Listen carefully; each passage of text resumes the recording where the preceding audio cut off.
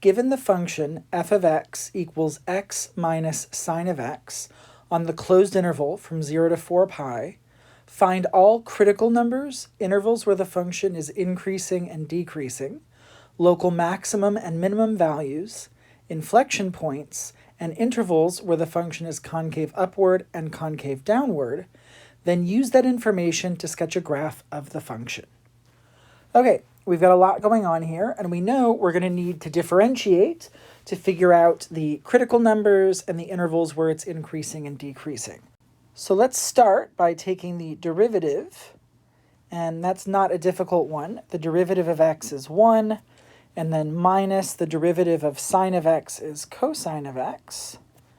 So we've got 1 minus cosine of x, and we need to know when this is undefined or when this is equal to 0 so that we can figure out the critical numbers. Now, this is always defined, so we're never going to have to worry about it being undefined. It can equal 0, and specifically, 1 minus cosine of x equals 0, specifically when cosine of x is equal to 1. We get that by adding cosine of x to both sides.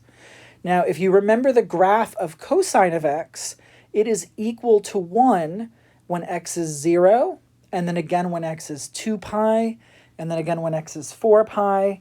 And it is periodic, but we are only concerned on the interval from 0 to 4 pi. So our critical numbers, when the derivative equals 0, are going to be 0, 2 pi, and 4 pi. So those are the points where the slope is going to end up being 0. Now, it would be a good idea to evaluate the original function at those values so that we actually have those points. So let's do that now.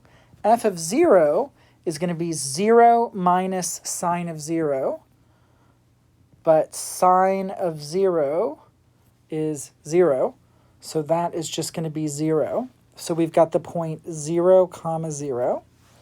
And then f of 2 pi is going to be 2 pi minus sine of 2 pi. Sine of 2 pi is also 0, so that term goes away, and we've got 2 pi. So this is going to be the point 2 pi, 2 pi.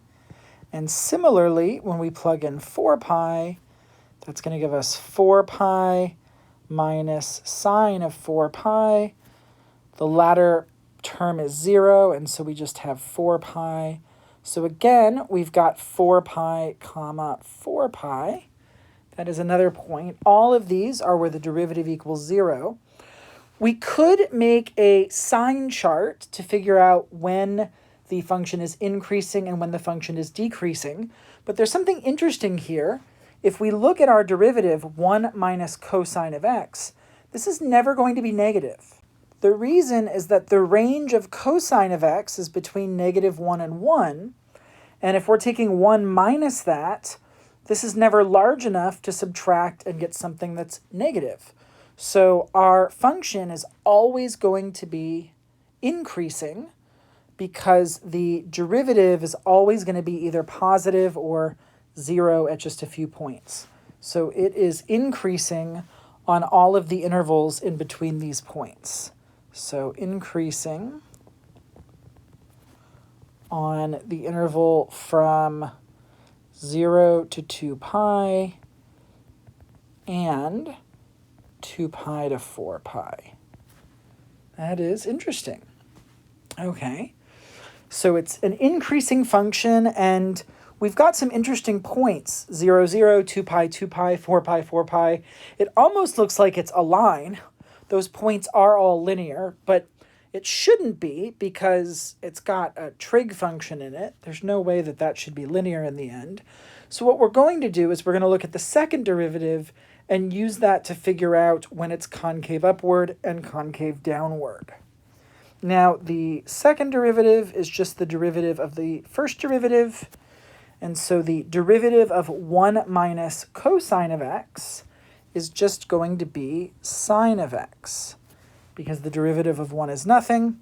The derivative of cosine of x is negative sine of x, but the negative out front turns that into a positive. So we end up having sine of x. Now we need to ask ourselves when this function is 0, when this function is positive, and when this function is negative. We know that sine of x is going to be 0 at the odd multiples of pi. If we remember correctly, this is 0 at 0, pi, 2 pi, 3 pi, and 4 pi. Right? At all multiples of pi, sine of x equals 0. And if we want to know when it is positive or negative, right? 0, pi, 2 pi, 3 pi, and 4 pi, we know that if we think about the graph of sine, it is positive from 0 to pi, and then negative from pi to 2 pi, and then positive again, and then negative again, right? Remember, sine goes up, and then down, and then up, and then down. So what that means is that our graph is going to be concave upward, and then downward, and then upward, and then downward. And so we know that the points of inflection are going to be at pi, 2 pi, and 3 pi. We already know that when x is 2 pi, f of x is also 2 pi, but we need to figure out what the points are that correspond to pi and 3 pi. So f of pi is going to be pi minus sine of pi. That's going to be pi minus 0, which is pi. And similarly, f of 3 pi is going to be 3 pi minus sine of 3 pi, which is, again, minus 0. So that's going to be at 3 pi. And so these are going to be points of inflection alongside the point at 2 pi as well. So I think we've got enough information to start sketching this graph. So because everything is a multiple of pi, I've given myself axes and labeled everything as multiples of pi. So we've got several points we can put on this graph. We know that the graph goes through the point 0, 0. It goes through the point pi, pi. That's an inflection point. 2 pi, 2 pi is also an inflection point, same as 3 pi, 3 pi, and then our other end point is 4 pi, 4 pi. We know that it's increasing on all of these intervals. We saw that it was always increasing. And we saw that it was going to be concave upward, and then downward, and then upward, and then downward. So let's draw our graph to make that match. Between the first 2 points, it is increasing, but it's doing so in a concave upward sort of a way. So it's going to look something like this. And remember that the derivative at 0 was equal to 0, right? That was one of the critical numbers where the derivative was equal to 0. So it is going to be... I know that our function isn't defined to the left of 0. We've limited our f of x equals x minus sine of x to this interval. But if we weren't limited, the graph would continue and we would be able to differentiate there and we would have a horizontal tangent line. So we know that it's flat there, and then it is increasing and concave up, and then it's going to be increasing and concave down.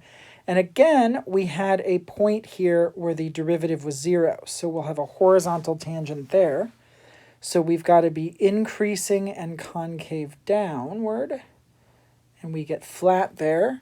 And then we're going to have the same sort of a situation here, increasing and concave upward, and then increasing and concave downward. And so it's going to be very similar, like that, and then like that. And this ends up being our graph.